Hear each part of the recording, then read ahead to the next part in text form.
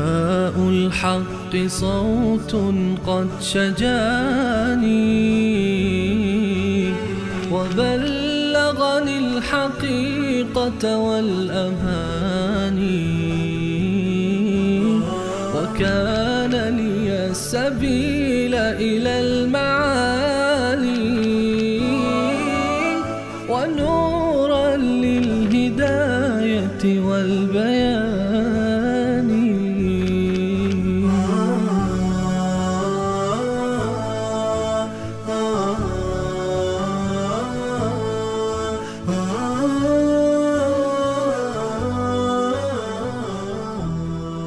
بسم الله الرحمن الرحیم. اللهم صل علی محمد و علی آل محمد كما صليت على ابراهیم و علی آل ابراهیم انك حمید مجید و بارک علی محمد و علی آل محمد كما بارکت علی ابراهیم و علی آل ابراهیم انك حمید مجید.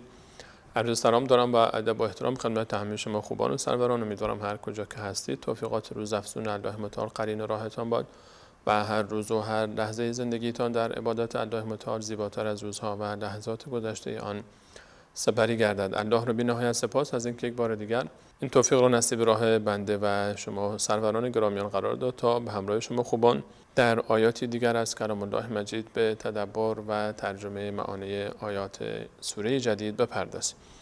با شما خواهیم بود با سوره مبارکه القیامه. سوره مبارکه قیامه همان گونه که از نامش هویداست، درباره قیامت صحبت می‌فرماید و آن روز عظیم. این سوره از جمله سوره هایی است که رسول الله علیه السلام فرمود که من رو پیر ساخت. یکی از سوره هایی که رسول الله علیه السلام فرمودن من رو پیر ساخت این سوره است. سوره مبارکه قیامت که از سوره هایی است که در مکه مکرمه نازل شده است. الله متعال در این سوره می‌فرماید اعوذ بالله من الشیطان الرجیم بسم الله الرحمن الرحیم لا اقسم بیوم القیامه و قسم به روز قیامت. قسم به روز قیامت. الله متعال قسم یاد میکنه به روز قیامت و این نشان از عظمت آن روز است.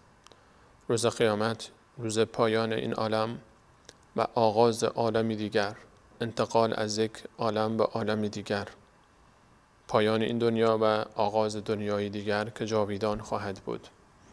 قسم به روز قیامت. ولا اقسم بالنفس اللوامه و قسم به نفس ملامتگر. لا اقسم بیوم القیامه یک معنای دیگرش اینه که قسم نمیخورم به روز قیامت، چون انقدر واضح و آشکار است روز قیامت و جایی برای قسم نیست. و قسم نمیخورم به نفس لوامه، نفس ملامتگر. هر دو برای تأکید است، یعنی قسم محکم، قسم به روز قیامت و قسم به نفس ملامتگر.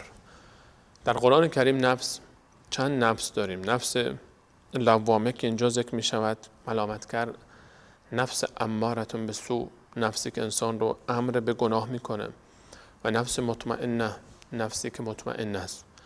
نفس اماره به سو نفسی است که انسان رو وادار به گناه میکنه. نفس لوامه نفسی است که انسان رو بعد از گناه ملامت میکنه، دادگاه درونی تشکیل میده برای انسان. انسان با خودش خلوت میکنه، مینشینه و وقتی که با خودش نشست در خلوت خودش رو ملامت میکنه. هر چقدر هم که دیگران رو بخواد بفریبه اما باطن خودش رو نمیتونه بفریبانه و در داخل خودش و باطن خودش هی در حال اذیت شدن است و وجدانش او رو اذیت میکنه. همین نفس لوامه اون چیزی است که ما به نام وجدان ازش یاد میکنیم. و نفس مطمئنه که الله متعال میفرماید در سوره فجر، اون نفسی است که دیگه شیطان حریفش نمیشه، اون نفسی است که به آرامش میرسه و به اوج میرسه. اوج ارتباط با الله متعال است. لا اقسم بیوم القیامت ولا اقسم بالنفس اللوامه. قسم به روز قیامت و قسم به نفس سرزنشگر ملامت کننده. ایحسب الانسان ان لن نجمع عظامه. آیا انسان گمان می کند که من نمیتوانم استخوان‌های او رو جمع بکنم؟ پاسخ قسم این هست که یقینا روز قیامت خواهد آمد.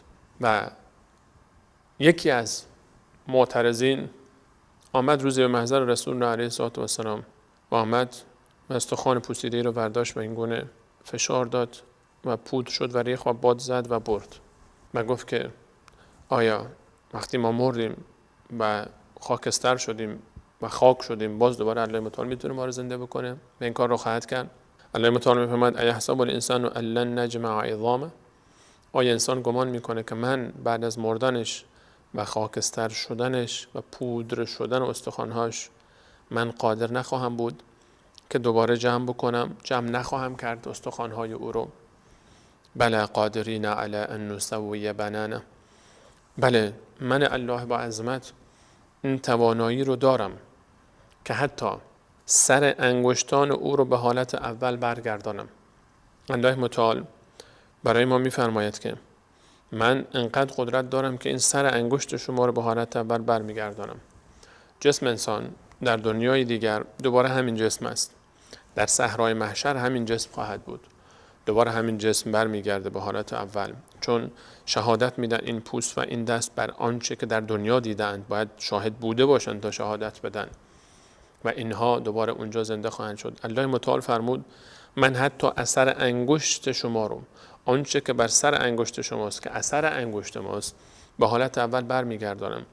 الان 7 میلیارد انسان روی زمین، بیش از 7 میلیارد انسان روی زمین است و 7 میلیارد اثر انگشت مختلف داریم. هیچ اثر انگشتی با اثر انگشت دیگری برابر نیست.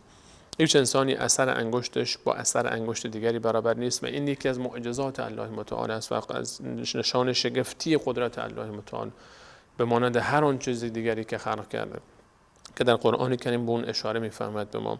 قبل از 1400 سال پیش الله متعال به عظمت معجزه اثر انگشت اشاره فرمود و ما شاید حدود 1 قرن 2 قرن است که انسان‌ها به این اهمیت اثر انگشت و تفاوت اثر انگشت‌ها با یکدیگر پی بردن. الله متعال فرمود بلکه من اثر انگشت شما رو به حالت اولی برمیگردانم. اثر انگشت شما انسان‌ها که هیچ کدام مثل هم نیست رو هم به حالت اول برمیگردانم، بقیه بدن به طریق اولا. بل یرید الانسان لیفجر امامه، اینجوری نیست که انسان شک داشته باشه در قدرت الله متعال. اون کسی که خدا رو قبول داره شک نمی‌کنه هرگز در قدرتش که دوباره بتونه که به وجود بیارد. اولیس الذی خلق السماوات والارض بقادر علی ان یخلق مثلهم، آیا آن ذاتی که آسمان ها و زمین را به وجود آورده عاجز خواهد بود از اینکه دوباره به مانند آن را بیافریند؟ آفرینش بار اول بدون پیش زمینه، بدون هیچ نقشه قبلی سخت‌تر است که تا آفرینش بار دوم. گرچه برای الله متعال سختی معنایی ندارد، اما در عقل انسان این که سخت‌تر است که اتفاق افتاده، دومی که آسان‌تر خواهد بود. اما اینها حکایت انسان این نیست که عقلش اگر تفکر بکنه نپذیره، باطنش قبول میکنه، اما این انسان نمیخواد بپذیره، نمیخواد که بپذیره. چرا؟ بل یرید الانسان لیفجر امامه، انسان میخواد که تا گناه بکنه پیش روی خودش رو به فسق و فجور ادامه بده، آزاد باشه، نمیخواد خودش رو منحصر بکنه. انسان، خیلی از کسانی که ایمان نمیآورن، قبول نمیکنن الله متعال رو، دین رو، قرآن رو، چون فکر میکنن منحصر میشن، میخوان آزاد باشن، نمیخوان که هیچ قید و بندی در زندگی اونها باشه. اونها میخوان که هر جوری که دوست دارن عمل بکنن، لیفجر امامه، هر چی که پیشش اومد عمل بکنه، هر فجوری که اومد، هر گناهی، هر معصیتی، هر خط سرخی که هست رو رد بکنه. انسان، این طبیعت انسانی است. یکی از اسباب اصلی فسق و فجور و کفر و عدم قبول ایمان همینه. الله متعال میفهمد انسان میخواد که جلوی خودش رو همینجوری باز بگذاره، جلوش باز باشه و هیچ حد و مرزی برای خودش مشخص نکنه. و همین خاطر میان از تو مسخره میکنن، میپرسن یسألوا ایان یوم القیامه، میگن این قیامتی که به ما وعده میدی کی میاد؟ اینها انکار میکردن، نه که منتظرش باشن، اینها از روی تمسخر میپرسیدن. فاذا برق البصر، اون موقعی که چشمها برق بزنه و خیره بشه از شدت عظمت اون روز و اتفاقهایی که در اون روز میافتن. و خسف القمر، و ماه اون روز تیره و تاریک گردن. و جمع الشمس و القمر، و ماه و خورشید یک دفعه جمع گردن از صحنه گیتی و همه آسمان ها از بین بروند و همه در هم پیچیده بشن و انفجارهای عظیمی صورت بگیره. یقول الانسان یومئذ این المفر، آن روز انسان خواهد گفت کجاست فرارگاه؟ کجا میشه فرار کرد؟ کجا میتونم بگریزم و کجا میشه فرار کرد؟ کجا میخوای فرار بکنی؟ این المفر، کجا میشه فرار کرد؟ هر جا بری در حیطه قدرت الله متعال هستیم. در روی زمین، در آسمان ها کجا میشه فرار کرد؟ جایی برای فرار نخواهد بود. کلا، الله متعال میفهمد لا وزر، اون روز هیچ کسی نیست که پشتیبان تو باشه و از تو حمایت بکنه. الی ربک یومئذ المستقر، اون روز بازگشت همه و استقرار همه و محل جمع شدن همه پیش الله متعال خواهد بود. همه به سوی الله متعال خواهند رفت، اونجا جمع خواهند شد. همه بازگشت همه شما و جایگاه همه پیش الله متعال خواهد بود. انا لله و انا الیه راجعون، ما از آن الله متعال هستیم و به سوی او باز خواهیم گشت. ینبأ الانسان، آن روزی که پیش الله متعال می روند انسان ها، الله متعال رو آگاه خواهد کرد. یومئذ، آن روز، بما قدم و اخر، با آنچه که پیش فرستاده، با آنچه که باقی گذاشته است. الله متعال برای انسان کارنامه اعمالش رو باز میکنه. کارهای نیکی که کرده بود و در زندگی و حیات خودش پیش فرستاده بود، همه آنها برای او نوشته شده و یکی یکی به او نشان داده می شود. و آنچه که بعد از مرگ خود باقی گذاشته بود، چه کار خیرش و یا چه کار شرش. انسان وقتی که از دنیا میره بعد از خودش چیزهایی به جا میگذارد. اگر انسان صالحی باشه، صدقه جاریه‌ای داشته باشه و کاری کرده که اونجا فرزند صالحی که براش دعا میکرده، علمی که اون علم داره نشر و پخش میشه و صدقه جاریه‌ای، بیمارستانی ساخته، چاه آبی رو درست کرده، مسجدی درست کرده، مصحفی رو گوشه‌ای گذاشته و دارن تلاوت میکنن، رفته و رودخانه‌ای رو نصب کرده و پلی بر روی رودخانه‌ای رو جاری کرده تا مردم از آبش استفاده بکنن، کارهای عامل منفعی کرده، درختی کاشته تا مردم از میوه‌های او استفاده بکنن. اینها رو بعد از خودش گذاشته، خودش رفته، اما کارنامه اعمالش هنوز باز است. بعضی انسان‌های خوشنصیب به فکر بعد از مرگشون هستن.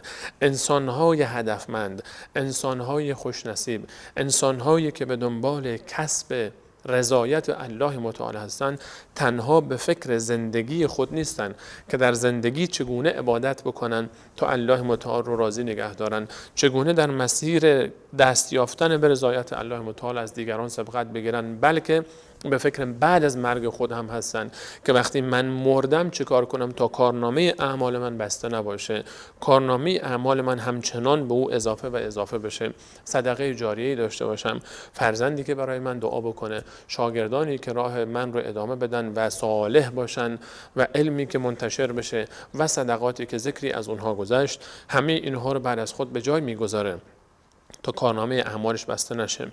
این همون چیزی است که الله متعال میفهمد ینبأ الانسان یومئذ بما قدم و اخر، آنچه که پیش فرستاده و آنچه که بعد از آنچه که خودش پیش فرستاده بود قبل از مرگ و آنچه که بعد از مرگ باقی گذاشته بود و اونها به کارنامهش اضافه شدن.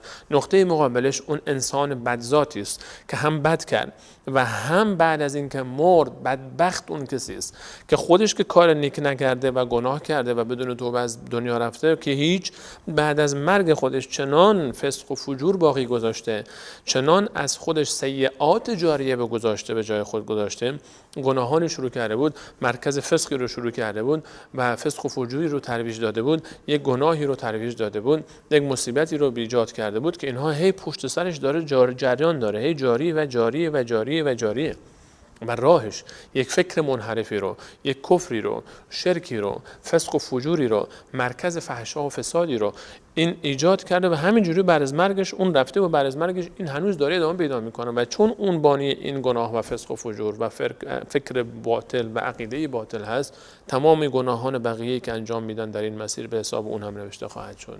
مواظب باشیم که بعد از خود چی باقی میگذاریم. مواظب باشیم که بعد از خود چی باقی میگذاریم. علاوه بر اینکه به فکر خود هستیم، بعد از خود رو هم فراموش نکنیم. تلاش کنیم برای بعد از خود.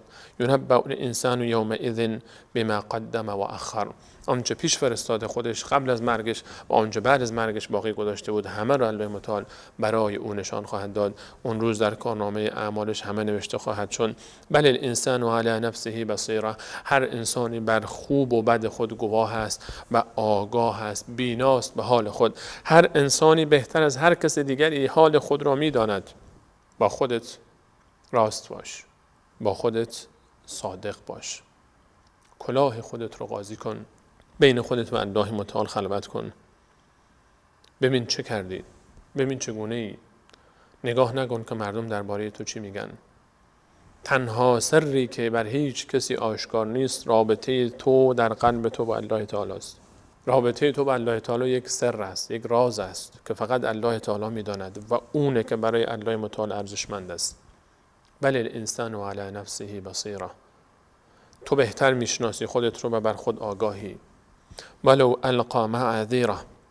ولو این که انسان هر چقدر عذر پیش بکنه، دیگران رو توجیه بکنه، خودت رو نمیتونی قانع بکنی. به دنبال توجیه نباش. اشتباهاتت رو توجیه نکن. گناهانت رو توجیه نکن. آنچه که از تو سر زده توجیه نکن. شاید بتونی که دیگران رو توجیه بکنی. شاید بشه که با دروغ دیگران رو قانع کرد. بل الانسان علی نفسه بصیره ولو القا معذیره. ولو این که شما عذرهای مختلفی بیاری، اما در ذات خودت، در باطن خودت، در وجدان خودت با خودت صادق باش. خودت به حرف ندای ضمیر خودت گوش کن. بین خودت و الله متعال رابطه تو درست کن. کسی به کسی کاری نداشته باش که درباره تو چی فکر میکنن و درباره تو چی میگن. نه از تعریفشون مغرور شو و نه از بد گفتنشون ناراحت باش. خودت رو با الله متعال صادقانه رابطت رو اصلاح بکن. بل الانسان علی نفسه بصیره ولو القا معذیره. این قرآن به تو میفهماند که نفست رو چگونه نفست رو پاک بکنی. بین خودت و بین الله متعال بنشین، قلبت رو پاک بکن. نجواهای درونی داشته باش، ذکرهای مخفیانه داشته باش، عبادت مخفیانه داشته باش. اگر گناه مخفیانه هست، عبادت مخفیانه هم داشته باش. اگر گناه مخفیانه هست، توبه مخفیانه داشته باش. و بهترین چیز قرآن است.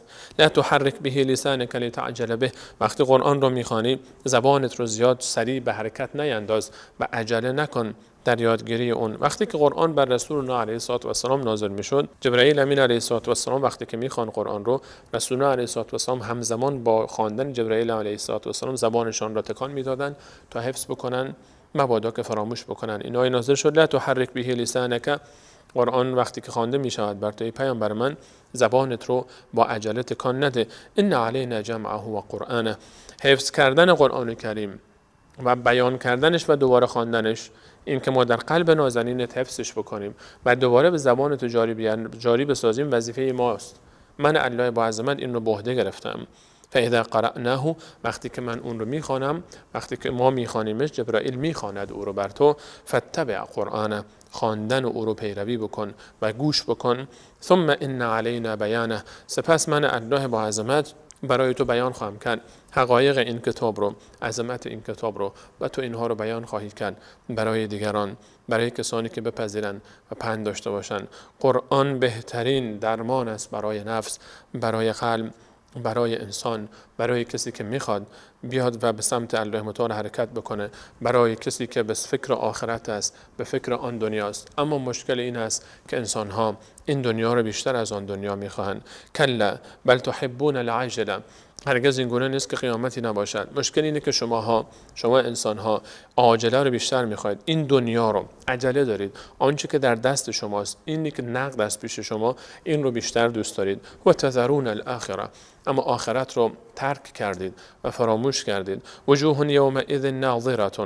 آن روز نفسهایی هستند، چهره هایی هستند که پیش الله متعال ناظره، سرسبز و خرم هستند. الی ربها ناظره. و به سوی الله متعال نظاره‌گرند. الله متعال رو میبینن، ذات الهی رو مشاهده میکنن. وجوه یومئذ ناظره.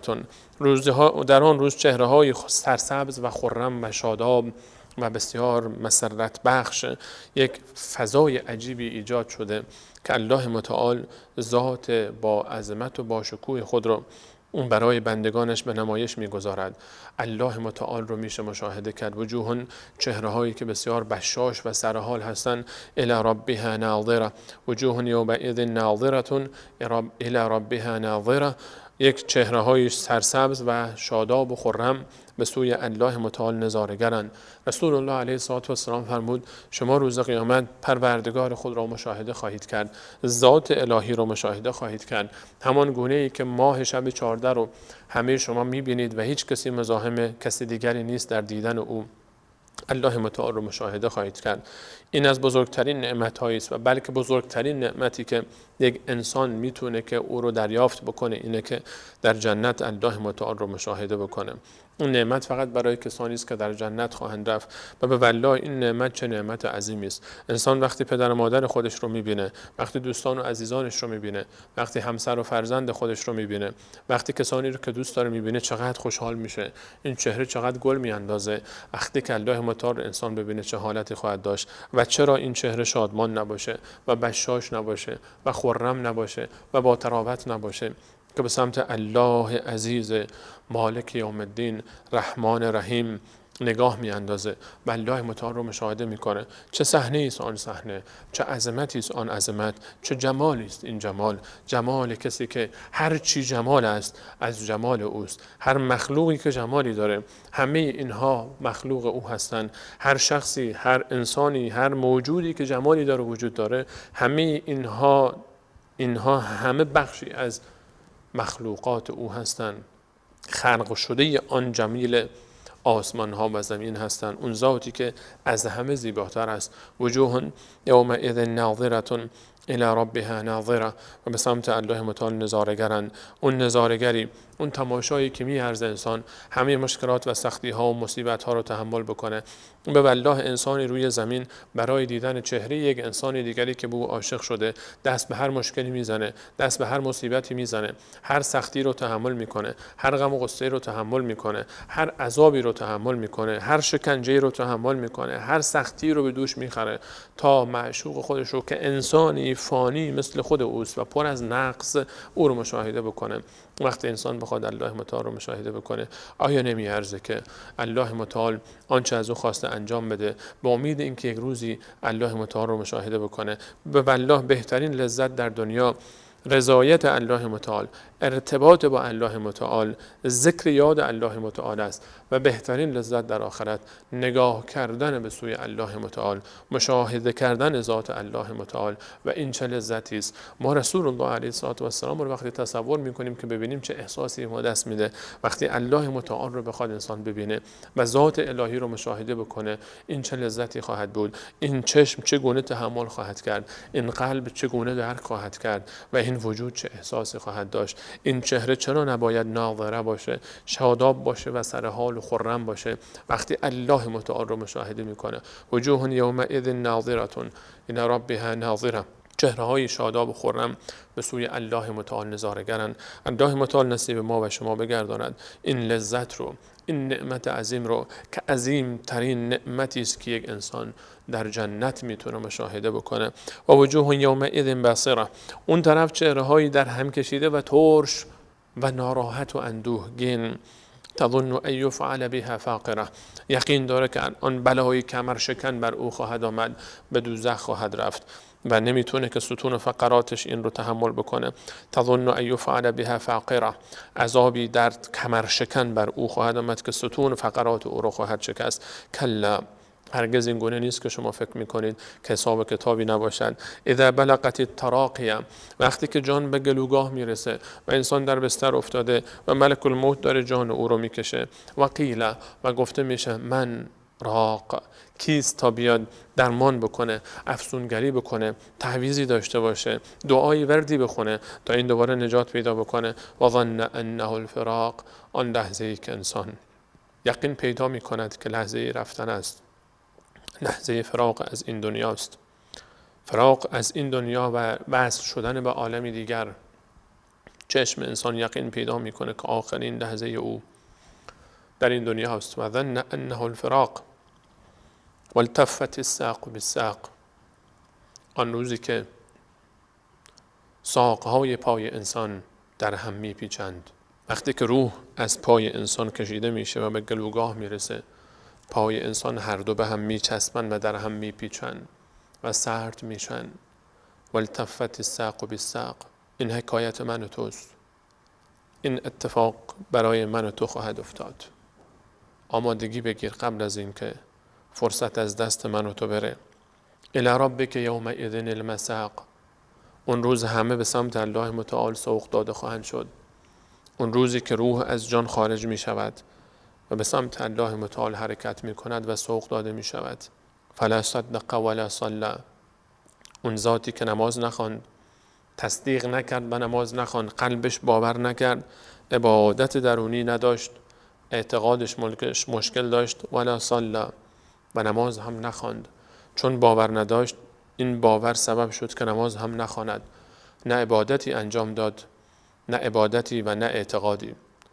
اعتقاد هم نداشت، عبادتی هم نداشت. ولکن کذب و تولی، روی گرداند و رفت. ثم ذهب الی اهله یتمطى، این انسانی که میرفت به سمت خانه و خانواده خودش و مغرور و با تکبر و تبختر و انکاری که در به در میکنه او رو، اولا لک فاولا، مرگ بر تو بهتر است، مرگ بر تو بهتر است، بر تو اولاتر است که مرگ به سراغ تو بیاد، تو انسانی که این گونه زندگی میکنی. یا به تعبیری دیگر بر تو بهتر بود و اولاتر بود که میپذیرفتی، نماز میخواندی و تایید میکردی و به الله متعال ایمان میآوردی. ثم اولا لک فاولا، باز هم بر تو مرگ بهتر است و مرگ بهتر است از این زندگی برای تو. بهتر برای تو، اولاتر این بود که ایمان می آوردی و نماز می خواندی.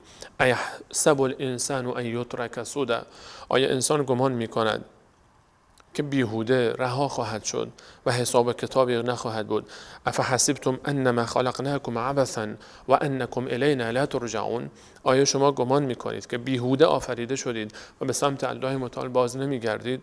ایحسب الانسان ان یترک سدى، آیا انسان گمان می کند که بیهوده رها خواهد شد؟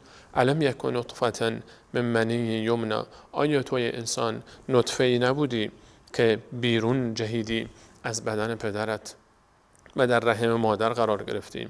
آیا تو یک نطفه بدبو نبودی؟ آیا تو این نطفه بدبو نبودی که بیرون می جهید؟ آیا همچین نطفه ای نبودی؟ حال چی شده تو رو که انقدر مغرور شدی؟ ثم کان علقة، بعد از این نطفه در رحم مادر یک خون لخته شده ای نشدی؟ فخلق فسوى، الله متعال تو رو خلق کرد، الله متعال تو رو شکل داد. 9 ماه و 9 روز دوباره به دنیا آمدی، طفل شیرخوار بودی، نمیتونستی راه بری، 4 دست و پا میرفتی، بعد رشد کردی، بعد زبان یاد گرفتی، بعد حرکت کردی، بعد جوان شدی، حالا در برابر الله تعالی ایستادی و منکری. الم یکن نطفة من منی یمنی ثم کان علقة فخلق فسوى، الله متعال خلق کرد و شکل داد. فجعل منه الزوجین الذکر والانثى، 2 گروه قرار داد شما رو، یک گروهی رو مؤنث قرار داد مذکر، یک گروهی مذکر شدن، یک گروهی مؤنث. مردی درست کرد، زنی درست کرد، جنس نری درست کرد و جنس ماده‌ای درست کرد، مگر الله متعال این کارها رو نکرده؟ الیس ذلک بقادر علی ان یحیی الموتى، آیا آن ذاتی که تو را از اون نطفه خلق کرده و به این جمال رسانده و به این کمال رسانده، توی مرد و یا توی زن، آیا آن ذات با عظمت قادر نخواهد بود که دوباره تو رو خلق بکنه، که دوباره تو رو وقتی مردی دوباره زنده بکنه، دوباره به حالت اول برگرداند، دوباره پیش الله متعال بازگردی؟ آیا این احتمال وجود نداره؟ آیا اون ذاتی که تو رو همین الان تو که داری میبینی، ولقد علمتم النشأة الاولى فلولا تذکرون، شما که دیدید آفرینش بار اول رو، چرا نمیپذیرید و پند نمیگیرید؟ تو خودت همین چند سال قبل از عمرت حساب بکن، کجا بودی؟ قبل از رحم مادر کجا بودی؟ قبل از نطفه باشی کجا بودی؟ تو رو از هیچ چیز به وجود آورد. آیا الله که تو رو از هیچ به وجود آورده باز نمیتونه تو رو دوباره خلق بکنه؟ چرا فکر نمی کنی؟ چرا نمی اندیشی؟ بشین با خودت فکر بکن، مقداری خلوت بکن با خودت، اندیشه بکن، این مسیر خودت رو در نظر بگیر، یاد مرگت بیفت، اون لحظه‌ای که جان از گلو خارج میشه و پای تو با پای تو، ساق تو با ساق تو میچسبه و اون موقع دیگه فرصت نیست. آیا الله متعال الیس ذلک بقادر علی ان یحیی الموتى، آیا الله متعال قادر نیست تا مردگان رو دوباره زنده بکنه؟ بله، حتما او قادر است.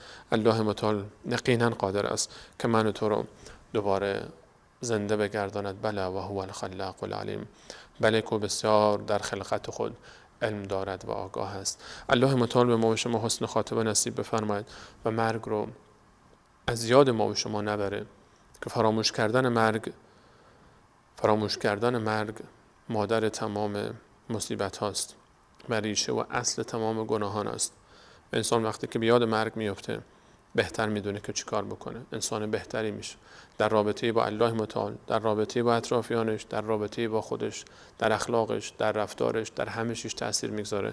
کسی که همیشه مرگ پیش روی اوست و میداند دنیا فرصتی است برای رفتن و مرگ پایان زندگی نیست، و ظن انه الفراق، بلکه دوری است. فراق وصلی داره، دوباره فاصله است. مرگ پایان زندگی من و تو نیست، انتقال از یک مرحله به مرحله دیگر است و در آن دنیا دوباره ملاقات صورت خواهد گرفت، به شرط اینکه مؤمن باشی، به شرط اینکه اون کسانی رو هم که دوست داری ببینی اونها هم مؤمن باشن. آن وقت با اونها دوباره وصل خواهیم شد و همه اونها رو ملاقات خواهیم کرد و آن موقع در کنار انبیا، صدیقین، شهدا و صالحین در جنت الفردوس وجوه یومئذ ناظره الی ربها ناظره. این افتخار نصیب خواهد شد که ذات الهی رو مشاهده بکنیم و الله متعال رو ببینیم. یا الله ما را از این نعمت بی بهره نگردان. السلام علیکم و رحمت الله و برکاته.